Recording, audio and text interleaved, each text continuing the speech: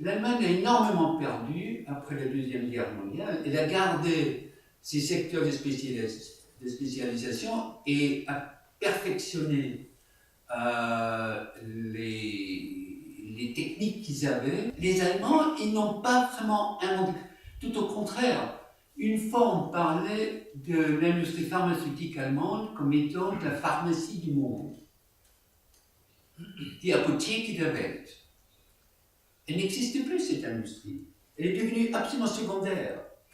Donc tout ce qui est intensif en recherche, tout ce qui est très innovateur, les Allemands n'ont pas réussi à le faire. Ils ont gardé leur secteur et ont perfectionné, et ça c'est le succès. Mais ce succès comporte aussi un grand problème. Vous pouvez vous imaginer, si on était colbertiste, mercantiliste, on trouverait évidemment merveilleux d'avoir un pays où chaque année on réalise des surplus d'exportation.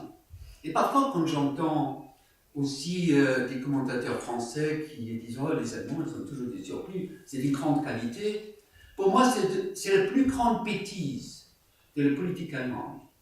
Dans le sens, vous pouvez utiliser l'épargne nationale de trois façons.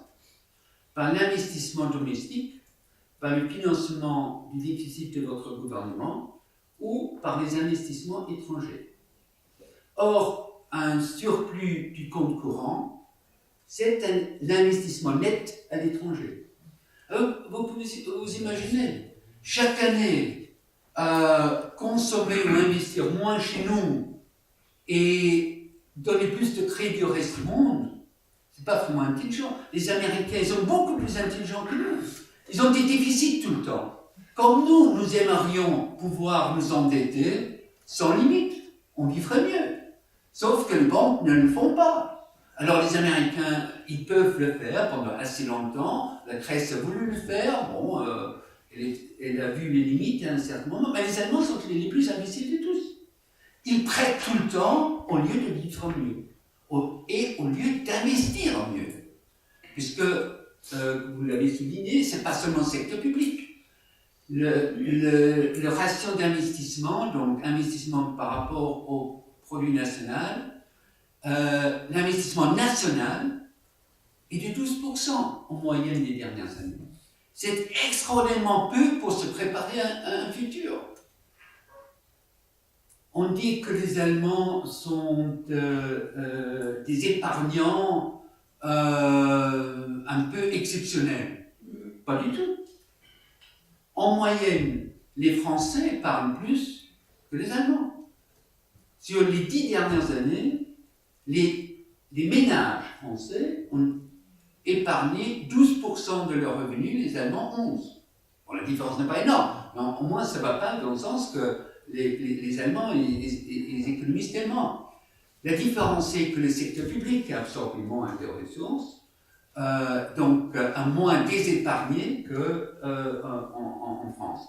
Et que les entreprises avaient travaillé avec une profitabilité qui leur a permis d'épargner plus que les entreprises françaises.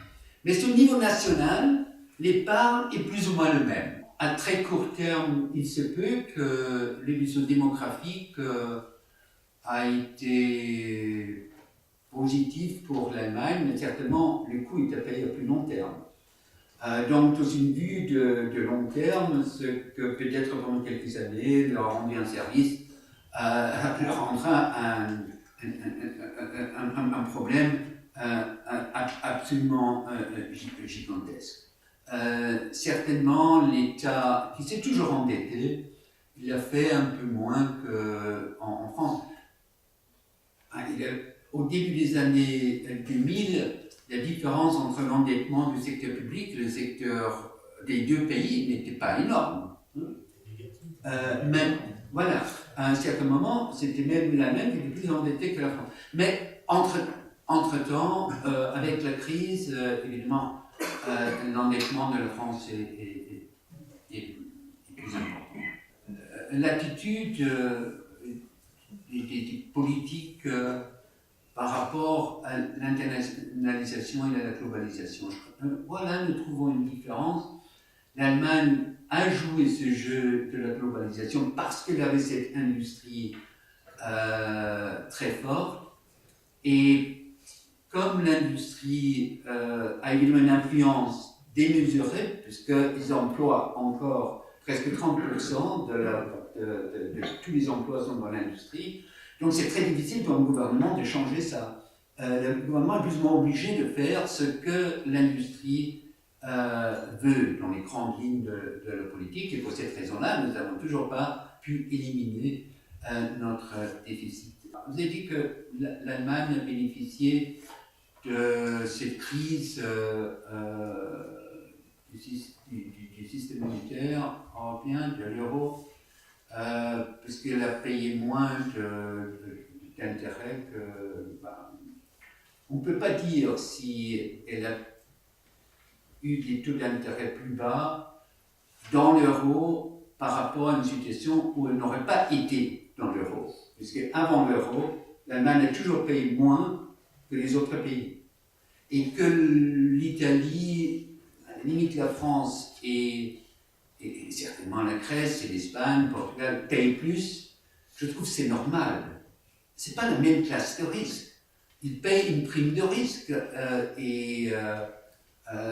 On peut maintenant souhaiter que les lois de marché, que la rationalité économique ne soient condamnées, qu'on puisse souhaiter un autre monde.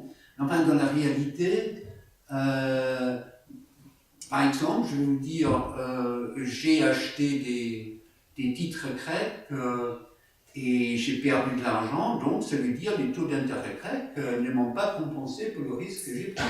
Donc les taux d'intérêt à 30% étaient beaucoup trop bas. Mais je sais bien, c'est une logique économique et c'est peut-être un autre discours.